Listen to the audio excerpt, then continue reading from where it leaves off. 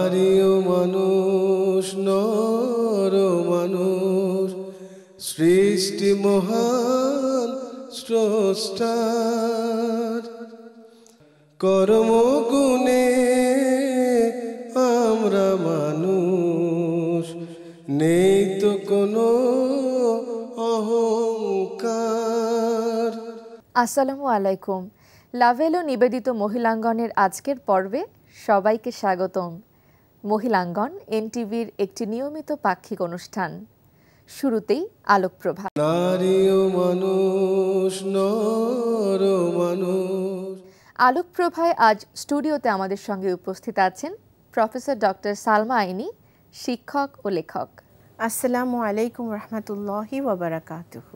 আপা, আলোকপ্রভায় আমরা মানবীয় গুণাবলী নিয়ে কথা বলি। আজ তেমনি আমরা একজন সার্থক মা, একজন রত্নগর্ভার কথা শুনব আপনার কাছ থেকে, এবং একই সঙ্গে আমরা সাহসিকতা এই বিষয়টি নিয়েও শুনতে চাই। জি, বিসমিল্লাহির রহমানির রহিম। সকল প্রশংসা আমার প্রভুর।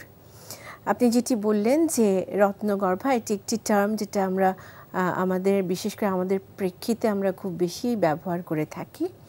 তো এরকম আমাদের ইসলামের ইতিহাসে অনেক রত্নগর্ভা রয়েছেন, বিশেষ করে সাহাবীদের যারা জন্মা তারা সবাই রত্নগর্ভা।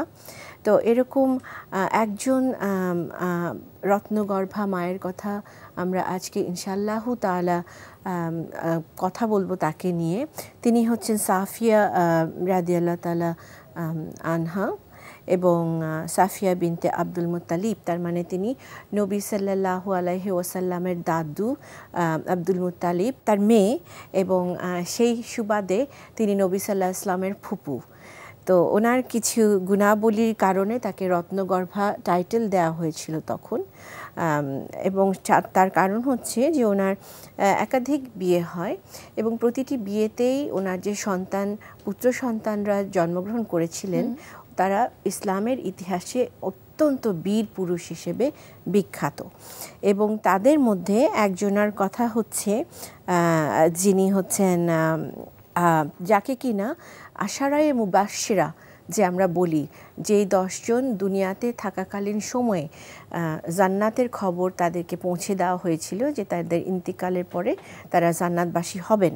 এই পৃথিবীতে এই 10 জনের কথাই আমরা উল্লেখ করা হয়েছে।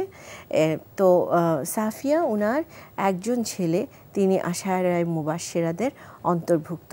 তার মানে হচ্ছে আমরা যখন আমাদের সামাজিক প্রেক্ষিতে আমরা যখন কাউকে রত্নগর্ভা বলি তখন আমরা বিশেষ কিছু গুণাবলীর দিকে নির্দেশ করেই সেটি বলে থাকি।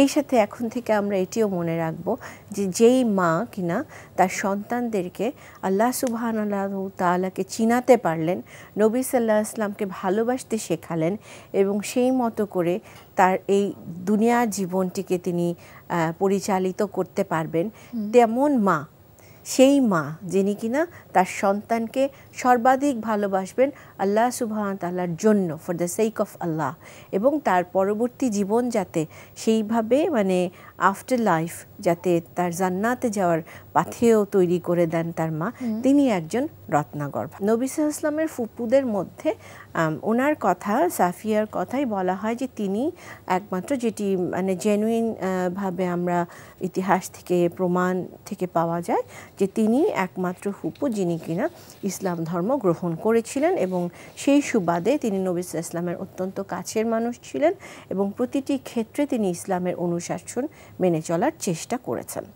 তো আমরা নবী সাল্লাল্লাহু আলাইহি ওয়াসাল্লামের উম্মত, সেই ক্ষেত্রে ওই একই কথা, নবী সাল্লাল্লাহু আলাইহি ওয়াসাল্লামের দেখানো পথগুলো যদি আমরা মেনে চলার চেষ্টা করি তাহলে আমরা সিরাতুল মুস্তাকিমের উপরে থাকতে পারবো বলে আশা করি। দ্বিতীয়টি, আপনি সাহসিকতা শব্দটি উল্লেখ করেছেন।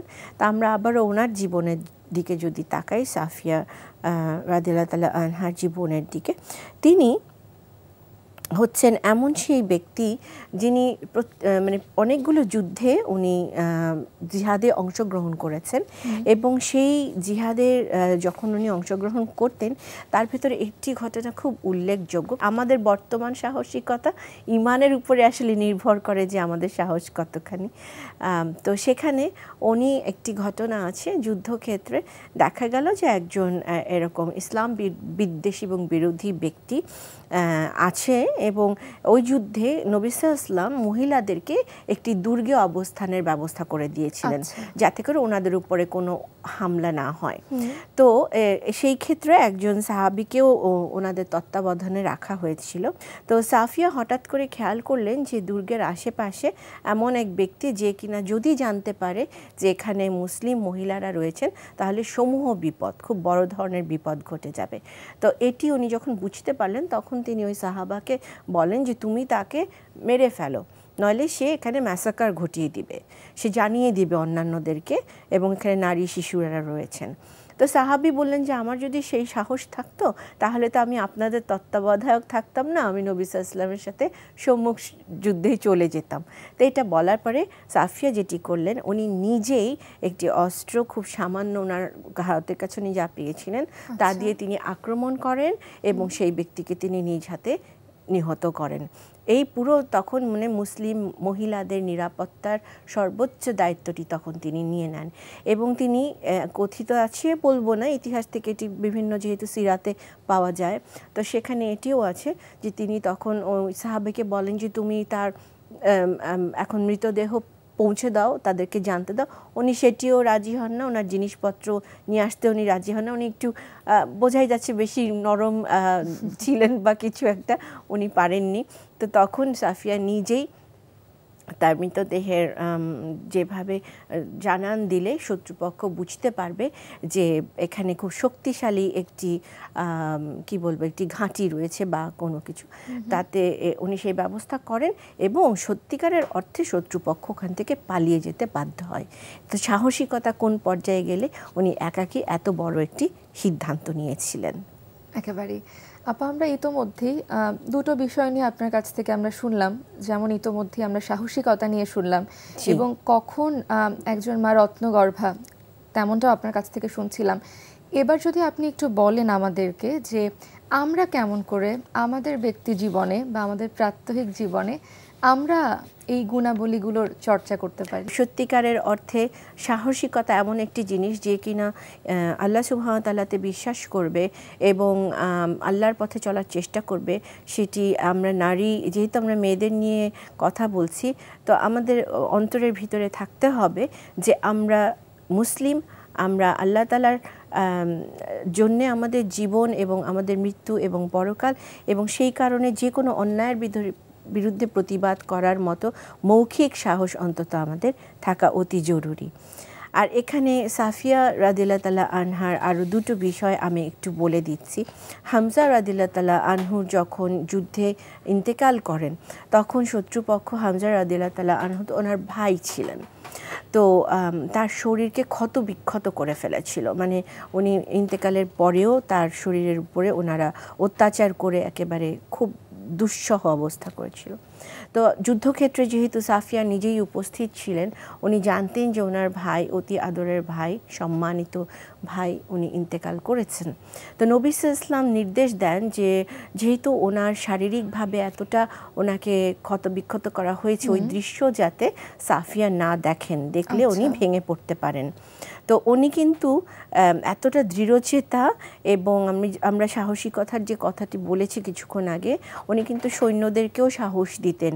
কেউ যদি ভয়ে পালিয়ে যেতে চাইতো উনি বলতেন যে তোমরা কি এত ভয় পাও কেন, এবং উনি আঘাত করতেন তাদেরকে যুদ্ধক্ষেত্রে ফিরে যাবার জন্য।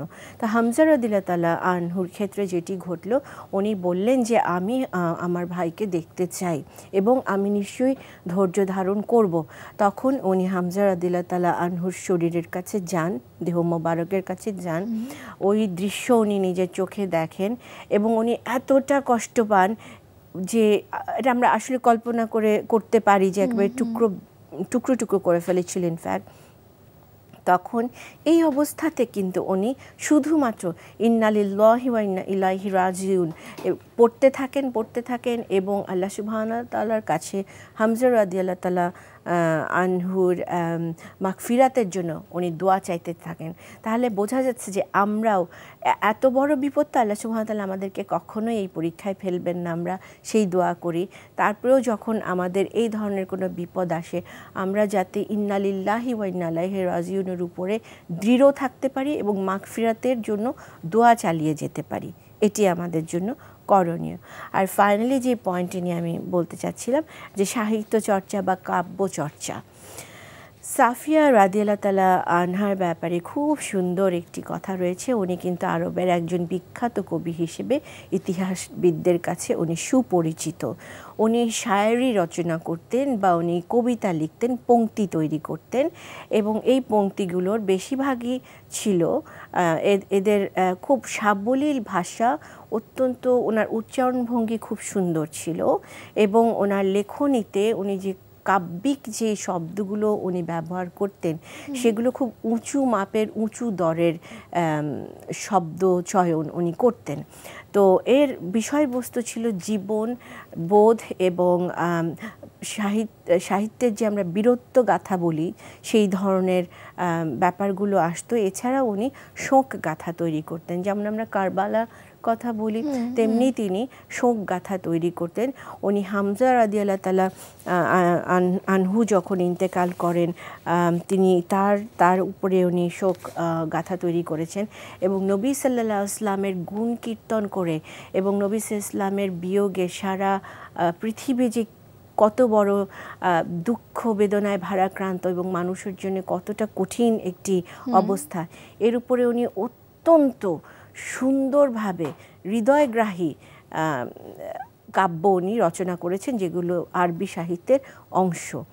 আর একটি ছোট্ট পংক্তি ওনার আমি দিতেই চাচ্ছি, যেটুকু আমি মনে করতে পারছি, যেটি মানে কি বলে ট্রান্সলেট করলে এরকম হয় যে চোখের পানি গড়িয়ে পড়ছে এমনভাবে যেমন কোনো একটি উঁচু স্থান থেকে কোনো একটি খুব দামি কোনো কিছু গড়িয়ে পড়লে যেভাবে পড়ে চোখের পানি অশ্রু সেইভাবে গড়িয়ে পড়ে। এই যে তুলনাটা উনি উঁচু স্থান থেকে নিচু স্থান, চোখ থেকে নিচের দিকে নেমে এলো, এই ধরনের সিমিলি এবং ম্যাটাফোর উনি ইউজ করতে পারতেন।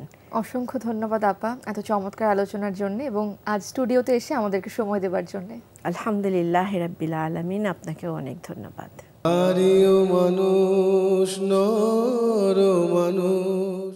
আলোচনার জন্য আজ স্টুডিওতে আমাদের সঙ্গে উপস্থিত আছেন অধ্যাপক সেলিন ইয়াসমিন। আসসালামু আলাইকুম। আজ আমরা কথা বলবো সন্তানের শিষ্টাচার শিক্ষা নিয়ে। তাই শুরুতেই একটু আপনার কাছ থেকে আমরা জেনে নেব শিষ্টাচার বলতে আমরা কি বুঝি। আসলে শিষ্টাচার এটার যদি আমরা একটু প্রতিশব্দ দেখতে চাই, অন্য ইংরেজিতে দেখলে বোধহয় আরও সবার কাছে আরও পরিষ্কার হবে যে আমরা যদি বলি এটিকেট বা গুড ম্যানার্স শেখানো বা সবাইকে ভালো কিছু শেখানো, ভালো আচার আচরণ শেখানো, সেটাকে আমরা শিষ্টাচার বলতে পারি। হ্যাঁ, যে মানে একজন মানুষ হিসেবে আরেকজন মানুষের সাথে কেমন ব্যবহার করবে সেটাই শিষ্টাচার, তাই না? এবং রাসূলুল্লাহ সাল্লাল্লাহু আলাইহি ওয়াসাল্লাম একটা খুব সুন্দর একটা কথা বলেছিলেন, একটা হাদিসে আছে যে তিনি বলছেন যে মা বাবার কাছ থেকে সন্তানের জন্য শ্রেষ্ঠ উপহার হচ্ছে তাকে গুড ম্যানার্স শেখানো, এটিকেট শেখানো, শিষ্টাচার শেখানো, এটাই হচ্ছে সন্তানের জন্য সবচেয়ে বড় উপহার। আপা যেমনটা বলছিলেন যে মা বাবার কথা হাদিসেও এসেছে যে সন্তানকে দেওয়া সবচেয়ে বড় উপহার হলো শিষ্টাচার।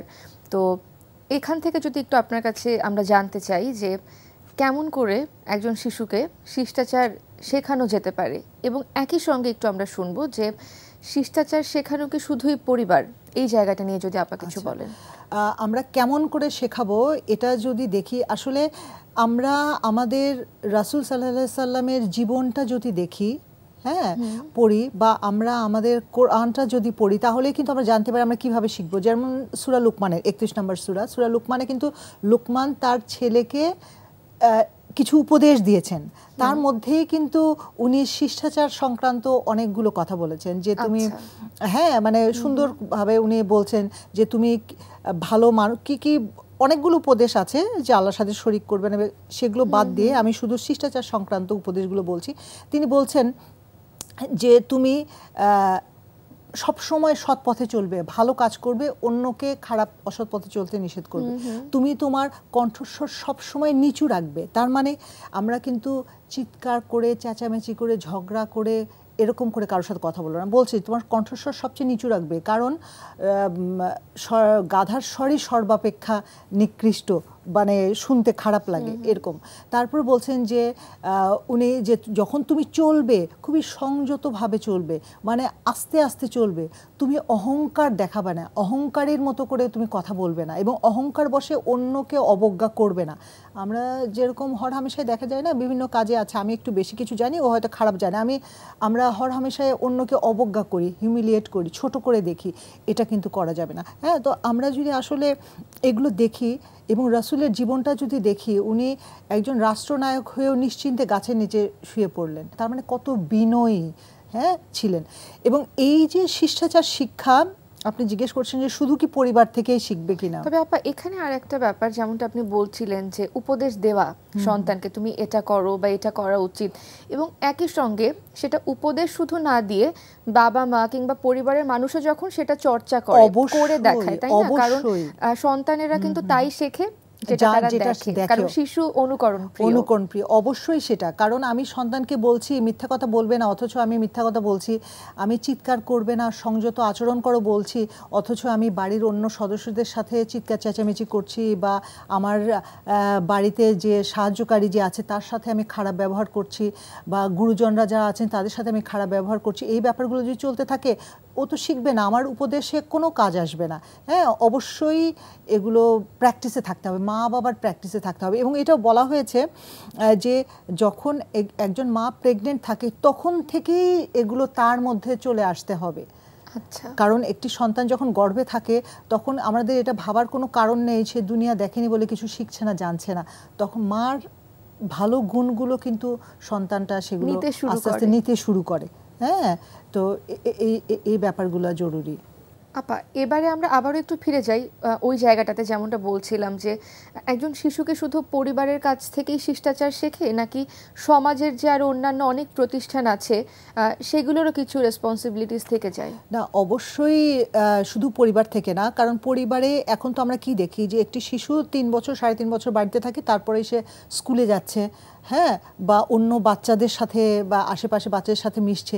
তো শুধু পরিবারের দায়িত্ব না, পরিবারের তো মুখ্য ভূমিকা আছেই, কারণ প্রথম শিক্ষা প্রতিষ্ঠান হচ্ছে পরিবার। সেই সাথে সাথে আমি যদি বলি পরিবারের আশেপাশে যারা আছে, আত্মীয় স্বজন যারা আছে, প্রতিবেশী যারা আছে, তাদেরও একটা কিন্তু গুরুত্বপূর্ণ দায়িত্ব রয়ে গেছে। কিন্তু বর্তমানে আমরা দেখি কি যে প্রতিবেশীরা অন্যের সন্তান, প্রতিবেশীর সন্তান কিছু অন্যায় করলে ওনারা বোধহয় একটু না দেখার ভান করেন। তারও কারণ আছে, তার কারণ ওনারা ভয় পান বলতে যে আমি যে এই আমার প্রতিবেশীর বাচ্চাটাকে সংশোধন করে দেব, হয়তো ওর মা বাবারা এটা ঠিকভাবে নেবে না, এবং এটাই কিন্তু ঘটে, এটাই হয়। তো প্রতিবেশীদের দায়িত্ব আছে। এবং যখন স্কুলে যাচ্ছে সন্তানরা কিন্তু মানে বাচ্চারা যখন ছোট থাকে তখন কিন্তু তারা মা বাবার চেয়ে শিক্ষকদের শুনতে বেশি পছন্দ করেন, তাই না?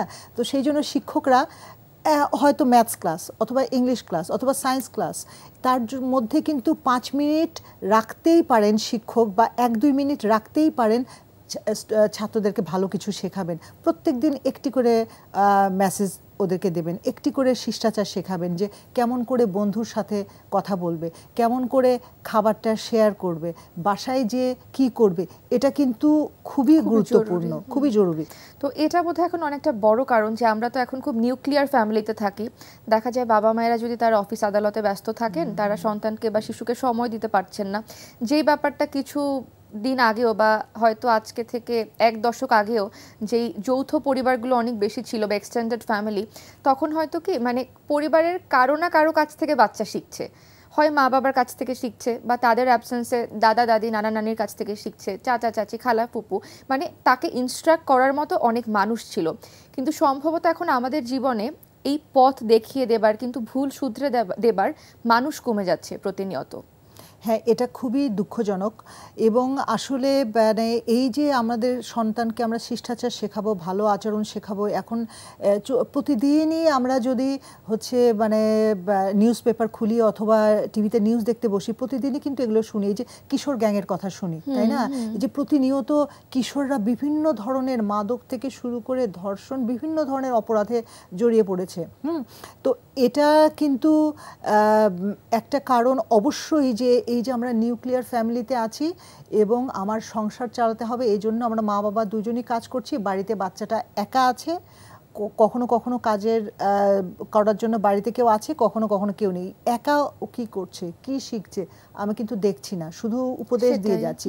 তো আসলে আমাদের বোধহয় আবার পুরনো দিনে ফিরে যাওয়ার সময় এসে গেছে, যে হচ্ছে একটা যৌথ পরিবার, সবাই থাকবে, সবার সাথে ভাবের আদান প্রদান হবে, ভালো কিছু খারাপ কিছু, হ্যাঁ কোনটা খারাপ। এবং এখন কিন্তু আমরা কি করি মা বাবারা, আমার চাচা চাচি বা বাচ্চাটার খালা খালু ওরা যদি কিছু শেখাতে যায়, আমি অনেকেই আমাদের মধ্যে অনেকেই আছে, আমরা একটু চিন্তা করি যে ও কেন আমার বাচ্চাকে শেখাবে, ইতিবাচকভাবে নেওয়া হয় না, ইতিবাচকভাবে আমরা এই ব্যাপারগুলো নেই না, বা আমার প্রতিবেশী কেন আমার বাচ্চাকে শেখাবে। কিন্তু এই ব্যাপারগুলো বোধহয় ইতিবাচকভাবে নেওয়ার প্রয়োজন আছে। এই এখন বর্তমান প্রেক্ষিতে আমাদের সন্তানদের যে পর্যায়ে ওরা চলে গেছে, ওদেরকে ফিরিয়ে আনার জন্য আগে যেরকম স্কুল কলেজে প্রচুর কম্পিটিশন হতো, এখন কিন্তু ওই ব্যাপারগুলো নেই। এই যে একটা সুস্থ সাংস্কৃতিক চর্চা, সেটা বোধহয় এখন আর নেই। সেটা স্কুলগুলোতে, ইনস্টিটিউশনগুলোতে ওরকম করে নেই। গার্লস গাইড ছিল, হ্যাঁ, রোভার স্কাউট, তারপর হচ্ছে এই যে এই ব্যাপারগুলো ছিল, এখানেও কিন্তু অনেক নিয়ম নীতি শেখানো হতো, অনেক শিষ্টাচার শেখানো হতো, অনেক ভালো কিছু শেখানো হতো, মানে এগুলো নিয়ে আমরা ব্যস্ত থাকতাম। একেবারেই। অসংখ্য ধন্যবাদ আপা আজ স্টুডিওতে এসে আমাদেরকে সময় দেওয়ার জন্যে। ধন্যবাদ আপনাকে। সুপ্রিয় দর্শক, আমাদের আজকের পর্ব এ পর্যন্তই। বিশ্বের যে কোনো প্রান্ত থেকে যে কোনো সময়ে মহিলাঙ্গন দেখতে চাইলে ভিজিট করুন আমাদের ওয়েবসাইট www.ntvbd.com। এছাড়াও চোখ রাখতে পারেন আমাদের ইউটিউব চ্যানেল এবং ভেরিফাইড ফেসবুক পেজে। এছাড়া আপনার যে কোনো মতামত, পরামর্শ কিংবা অভিমত লিখে জানাতে পারেন আমাদের ঠিকানায়। পরিচালক মহিলাঙ্গন, এনটিভি, বিএসইসি ভবন, 7ম তলা, 102 কাজী নজরুল ইসলাম এভিনিউ, কারওয়ান বাজার, ঢাকা 1215। আজ এ পর্যন্তই। আগামী পর্বে আমরা আবারও নিশ্চয়ই অন্য কোনো বিষয়ে কথা বলবো। সবাই ভালো থাকুন, সুস্থ থাকুন, নিরাপদে থাকুন। আসসালামু আলাইকুম। সৃষ্টি মহান স্রষ্টার কর্মগুণে